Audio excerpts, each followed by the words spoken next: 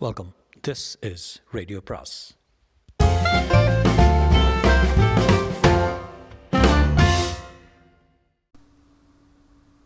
அனைவருக்கும் அன்பு வணக்கம். ராக்கி ரங்கராஜனின் மேடம், அத்தியாயம் 4. சிறிது நேரம்தான், ஆனால் ரொம்ப நேரமாய் காத்திருப்பது போல தோன்றியது மார்க்குக்கும் கால்வர்ட்டுக்கும். டாக்டருடன் அந்த நர்ஸ் திரும்பி வந்தால் டாக்டர் எலிசபெத்தை பார்த்து இருவருமே ஆச்சரியப்பட்டார்கள். அவள் அவ்வளவு இளமையாகவும் அழகாகவும் இருப்பாள் என்று அவர்கள் எதிர்பார்க்கவில்லை.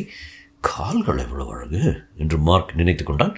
ரொம்ப வருடங்களுக்கு முன்பு ஒரு நைட் கிளப்பில் தான் அப்படி அழகான கால்கள் உள்ள பெண்களை பார்த்திருக்கிறான். அதன் பிறகு ஒரு பெண்களின் கால்களை கவனிப்பது அவனுக்கு இதுதான் முதல் தடவை. அவளுடைய முடமுடவென்ற வெள்ளை கோட்டின் மீது சிவப்பு பிளாஸ்டிக் பட்டை குத்தியிருந்தது. அதன் மீது எலிசபெத் டெக்ஸ்டர் எம்டி என்று கருப்பு எழுத்து பளபளத்தது. கோட்டின் உட்புறம் சிவப்பு சில்க் ஷர்ட்டும் கருப்பு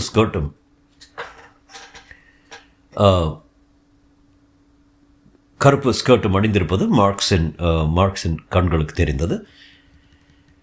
கால்வர்ட்டுக்கு அந்த அழகான டாக்டரிடம் எந்த அக்கறையும் ஏற்படவில்லை. கேஸ் ஃபிக்ஸ் பற்றிய ஃபைலை பார்க்க வேண்டும் என்று மட்டுமே சொன்னான்.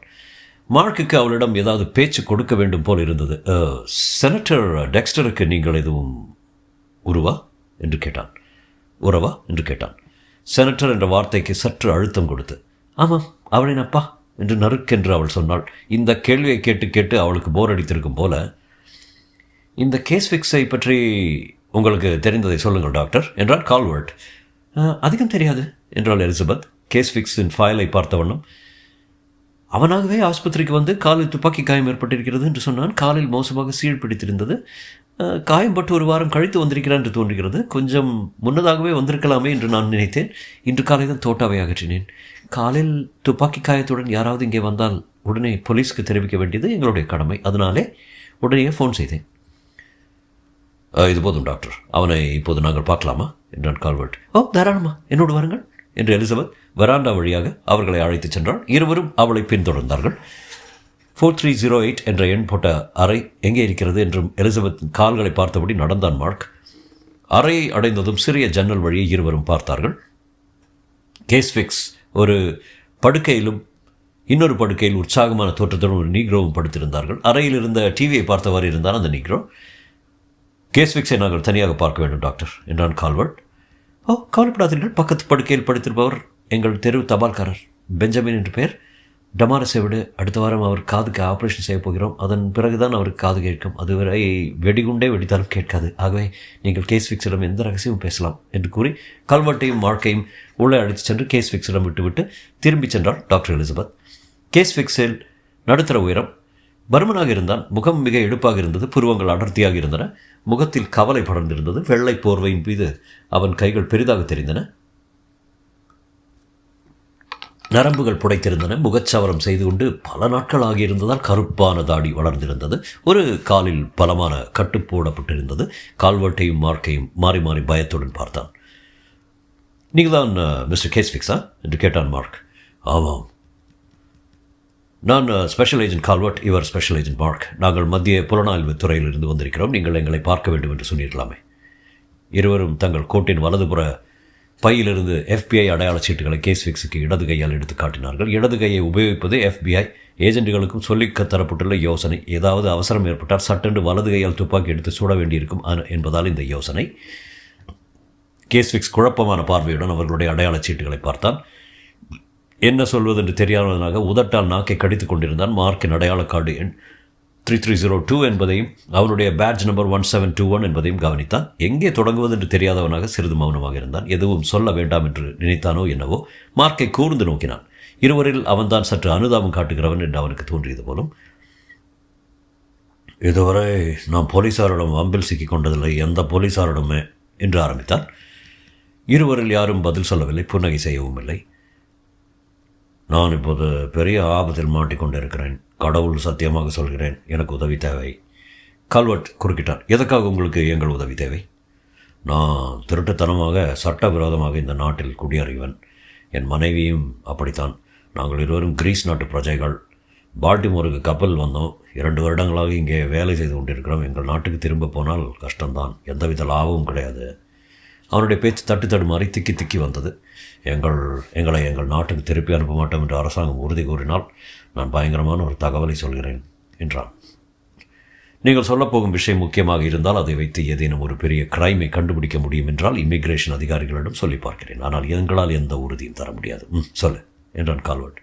நான் ஒரு ரெஸ்டாரண்ட்டில் வெயிட்டர் வேலை பார்க்குறேன். சமீபத்தில் ஒரு நாள் என் முதலாளி என்னை கூப்பிட்டாரு. ஒரு ஹோட்டல் அறையில் ஒரு பெரிய ஆளுக்கு நான் சாப்பாடு கொண்டு போக வேண்டும்னு சொன்னார். அப்படி கொண்டு வர வெயிட்டருக்கு இங்கிலீஷ் தெரிந்திருக்கக்கூடாது என்று அந்த ஆள் சொல்லியிருந்தானா. எனக்கு இங்கிலீஷ் கொஞ்சம் கொஞ்சம் தான் தெரியும். நான் வாயை மூடிக்கொண்டிருக்க கிரேக்க மொழி மட்டுமே பேசினால் போதும் என்று என் முதலாளி சொன்னார். அதற்கு $20 கொடுப்பதாக சொன்னார். நானும் சம்மதித்தேன். ஒரு வேனில் அந்த ஹோட்டலுக்கு போனோம். அது ஜார்ஜ் டவுன் என்று நினைக்கிறேன். அங்கே போனதும் என்னை சமையல் அறைக்கு அனுப்பினார்கள். மற்ற ஆட்களுடன் சேர்ந்து கொண்டேன். அவர்கள் சொன்ன அறைக்கு சாப்பாடு எடுத்து சென்றேன். அங்கே 5-6 பேர் இருந்தார்கள். அங்கிருந்து ஒரு பெரிய ஆள் எனக்கு இங்கிலீஷ் தெரியாது என்று மற்றவர்களிடம் சொன்னான். அதன் பின் அவர்கள் பாட்டுக்கு பேசி கொண்டிருந்தார்கள். நான் காது கொடுத்து கேட்காமல் உணவு பரிமாறினேன். கடைசி கப் காப்பி சாப்பிட்டு கொண்டிருந்த போது அவர்கள் ஜனாதிபதி கேனை பற்றி பேச ஆரம்பித்தார்கள். எனக்கு கேனை பிடிக்கும், அதனால் பேச்சை கவனித்தேன். அவளை தீர்த்து விட வேண்டியதுதான் என்று ஒருவன் சொன்னான். இன்னொருவன், நாம் ஏற்கனவே திட்டமிட்டபடி மார்ச் 10ஆம் தேதி தான் சரியான நாள் என்று சொன்னான். ஆமாம், செனட்டர் சொல்வது தான் சரி, அந்த சிறுக்கியை தீர்த்து விடுவதுதான் மேல் என்று மற்றொருவன் சொன்னான். அதற்குள் அவர்கள் ஒருவனுக்கு என் முகத்தை பார்த்து சந்தேகம் வந்துவிட்டது. என்னை முறைத்தான். உடனே நான் அந்த அறையை விட்டு வேகமாக வெளியே வந்து விட்டேன். கீழே போய் தட்டுகளை கழுவி கொண்டிருந்த போது ஒரு ஆள் உள்ளே வந்து, டேய் இங்கே பார் என்று கத்தியபடி என்னை நோக்கி ஓடி வந்தான். அவன் கையில் துப்பாக்கி இருந்தது. நான் வெளியே பாய்ந்து தெருவில் ஓடினேன். அவன் என்னை துப்பாக்கியால் சுட்டான். எனக்கு கால் காயம் ஏற்பட்டது. அந்த ஆள் என்னை விட வயசானவன், குண்டு பேருழியே. ஆகையாலோ என்னை வேகமாக துரத்த முடியவில்லை. ஓட்டமாக வீட்டை அடைந்தேன். நானும் என் மனைவியும் அன்று ராத்திரியை எங்கள் வீட்டை விட்டு வெளியேறி டவுனுக்குள் ஒரு கிரேக்க நண்பன் வீட்டில் ஒளிந்து கொண்டோம். கால் சரியாகிவிடும் என்று தான் நினைத்தேன். ஆனால் சில நாட்கள் என் கால் காயம் ரொம்ப மோசமாகிவிட்டது. அதனால் என் மனைவி அரியானா என்னை இங்கே ஆஸ்பத்திரியில் கொண்டு வந்து சேர்த்தாள்.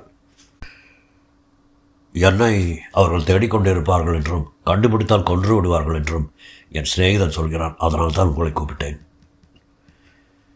கொச்சையான இங்கிலீஷில் சொல்லிவிட்டு அவன் பேச்சை நிறுத்தி கொண்டான். மூச்சு இறைத்தது. கால்வர்ட்டையும் மார்க்கையும் பரிதாபமாக பார்த்தான். உங்கள் முழு பேர் என்ன என்றான் கால்வர்ட். கேஸ்விக்ஸ் சொன்னதெல்லாம் ரொம்ப சாதாரணமான விஷயம் என்பது போல அவன் குரல் பதட்டம் இல்லாமல் இருந்தது. ஏஞ்சலோ கேஸ்விக்ஸ். நீங்கள் எங்கே வசிக்கிறீர்கள்? இப்போதைக்கு வீட்டன், எல்கின் தெரு, ப்ளூரிட்ஜ் மேனர் அப்பார்ட்மெண்ட்ஸு. அது என் சிநேகிதன் வீடு. அவன் ரொம்ப நல்லவன். தயவு பண்ணி அவனுக்கு தொல்லை கொடுக்காதீங்க. இந்த சம்பவம் எப்போது நடந்தது? போன வியாழக்கிழமை. கால்வர்ட் தேதியை கணக்கிட்டு, அதாவது February 24 என்றார். அந்த கிரீஸ்காரன் தோள்களை குலுக்கிக் கொண்டு, போன வியாழக்கிழமை என்று மறுபடியும் சொன்னான். நீங்கள் வேலை செய்து கொண்டிருந்த ரெஸ்டாரண்ட் எங்கே இருக்கு? நான் வசித்த இடத்துலேருந்து சில தெருக்கள் தள்ளி கோல்டன் டக் என்று பேர். கால்வர்ட் விவரங்களை குறித்து கொண்டான். உங்களை ஒரு ஹோட்டலுக்கு அழைத்து சென்றார்கள் சொன்னீர்களே, அந்த ஹோட்டல் எங்கே இருக்கிறது? அது ஜார்ஜ் டவுனில் இருக்கிறது. ஆஸ்பத்திரியிலிருந்து வெளிவந்த பிறகு வேண்டுமானால் உங்களை அழைத்து கொண்டு போய் அந்த ஹோட்டலை காட்டுறேன். மிஸ்டர் கேஸ்விக்ஸ், இப்போது நான் கேட்குற கேள்விகளுக்கு கவனமாக பதில் சொல்ல வேண்டும். அவர்கள் சாப்பிட்டு கொண்டிருந்த அறையில் உங்களை தவிர வேறு யாரேனும் இருந்தார்களா? வேறு யாரேனும் அவர்கள் பேசுவதை கேட்டிருப்பார்களா? இல்லை சார், அந்த அறையில் இருந்த ஒரே வெயிட்டர் நான் தான். உங்கள் காதில் விழுந்த பேச்சை பற்றி யாரிடமேனும் சொன்னீர்களா? இல்லை சார், உங்களோட மட்டும்தான் சொல்கிறேன். அவர்கள் பேசியதை பற்றி என் மனைவியிடம் கூட சொல்லலை, யாரிடம் சொல்லலை. எனக்கு ரொம்ப பயமாக இருந்தது. கால்வர்ட் பேட்டியை தொடர்ந்தான். அந்த அறையில் இருந்தவர்களை பற்றிய வர்ணனையும் அவர்கள் பேசிக்கொண்டதையும் பற்றி மறுபடியும் சொல்ல சொன்னான். முன்பு சொன்னதற்கு முரண்பாடு இல்லாமல் அப்படியே சொல்கிறானா என்று கவனித்தான். கேஸ்விக்ஸ் அப்படியே சொன்னான். மார்க் மௌனமாக கவனித்தவர் இருந்தான். ஓகே மிஸ்டர் கேஸ்விக்ஸ், இப்போதைக்கு நாங்கள் இவ்வளோ தான் செய்ய முடியும். மறுபடியும் நாளை காலையில் வர்றோம். அப்போது நீங்கள் ஸ்டேட்மெண்ட் எழுதி கையெழுத்து போட்டு தர வேண்டும் என்றான் கால்வர்ட். ஐயோ, அதற்குள் அவர்கள் என்னை கொலை பண்ணிட்டாங்கன்னா? கவலை வேண்டாம் மிஸ்டர் கேஸ்விக்ஸ், சீக்கிரமே உங்கள் அறைக்கு போலீஸ் காவலில் போடுறோம் என்றான் கால்வர்ட். அவனுடைய பேச்சில் நம்பிக்கை இல்லாதவனாக கேஸ்விக்ஸ் கண்களை தாழ்த்தி கொண்டான். நாளை காலையில் மறுபடியும் வந்து பார்க்குறோம் என்று கூறி கால்வர்ட் நோட்டு புத்தகத்தை மூடிக்கொண்டான். நன்றாக ஓய்வு எடுத்துக்கொள்ளுங்கள். Good night mister Keswicks. பக்கத்து படுக்கையிலிருந்து நீக்ரோ பெஞ்சமினை ஓரக்கண்ணால் பார்த்தான் கால்வர்ட். அவன் இன்னும் டிவியை சந்தோஷமாக பார்த்து கொண்டிருந்தான். இவர்களை பார்த்து கையை வீசி புன்னகை செய்தபோது அவனுடைய 3 பற்கள் நன்றாக தெரிந்தன. 2 கருப்பு பல், ஒரு தங்கப்பல். கால்வர்ட்டும் மார்க்கும் வராந்தாவில் நடந்தார்கள். அவன் சொன்னதில் ஒரு வார்த்தை கூட நான் நம்ப தயாரில்லை என்றான் கால்வர்ட். அவனோட இங்கிலீஷ் அறிவு ரொம்ப மோசம். அதாவது ஏதாவது தப்பாக புரிஞ்சு கொண்டிருப்பாங்க. ஜனாதிபதி சும்மா ஏதாவது திட்டியிருப்பாங்க. ஜனாதிபதி திட்டுவர்கள் எல்லா இடத்துலையும் இருக்கிறாங்க. என் அப்பா கூட தான் திட்டுறாரு. அதுக்காக அவர் கொல்ல போகிறான்னு அர்த்தமா?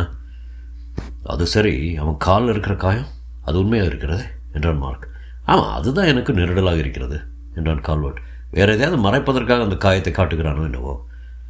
எதற்கும் நமது பாஸிடம் பேசிவிடுவது நல்லதுன்னு நினைக்கிறேன். கால்வர்ட் லிஃப்ட் பக்கத்தில் இருந்த டெலிஃபோன் பெட்டியை நோக்கி சென்றான். மார்க்கிடம் டாக்டர் எலிசபெத் வந்தாள். என்ன, அந்த ஆள் நியூயார்க்காக கொள்ளையடிப்பதாக இருந்தானமே என்று அவளுடைய திடீர் கேள்வி மார்க்கை திடுக்கிட வைத்தது. அவள் திரும்பி வருவாள் என்று எதிர்பார்த்தான். என்றாலும் அவ்வளவு அருகில் வந்து அவள் குரல் கேட்டது அவனுக்கு தூக்கி வாரி போட்டது. அவள் வீட்டுக்கு திரும்பிக் கொண்டிருக்கிறாள் என்று தோன்றியது. வெள்ளை கோட்டையை களைந்துவிட்டு சிவப்பு ஜாக்கெட் அணிந்திருந்தான். அவன் சொல்வது எதுவும் புரியவில்லை என்றான் மார்க். நாளை காலையில் மறுபடியும் வந்து எல்லாவற்றையும் சரியாக விசாரிக்க வேண்டும். ஸ்டேட்மெண்ட் எழுதி அவனிடம் கையெழுத்து வாங்கி கைரேகை எடுத்துக்கொள்ள வேண்டும். அதற்கு பின்னர் தான் எல்லாம். நல்லது என்றாள் அவள். நாளை டாக்டர் டெர்கார்டோ டியூட்டியில் இருப்பார் சொல்லி இனிமையாக புன்னகை செய்தார். உங்களுக்கு அவளையும் பிடிக்கும். எனது இந்த ஆஸ்பத்திரி பூரா அழகான லேடி டாக்டர்களாகவே இருக்கிறாங்களே என்றான் மார்க். இந்த ஆஸ்பத்திரியில் நோயாளியாக சேர வேண்டும் என்றால் என்ன செய்ய வேண்டும்? ஏதாவது உடம்பு சரியில்லைன்னு சொல்ல வேண்டியதான். இந்த மாதம் ஃப்ளூ தான் ஃபேஷன். ஜனாதிபதி கேனுக்கு கூட ஃப்ளூ என்றாள் டாக்டர் எலிசபெத். அவர்களுடைய வேடிக்கை பேச்சில் கலந்து கொள்ளாமல் தன் மேலதிகாரியான ஸ்டெம்ஸுடன் ஃபோனில் பேச தீவிரமாக முயன்று கொண்டிருந்தார் கால்வர்ட். தொடரும்.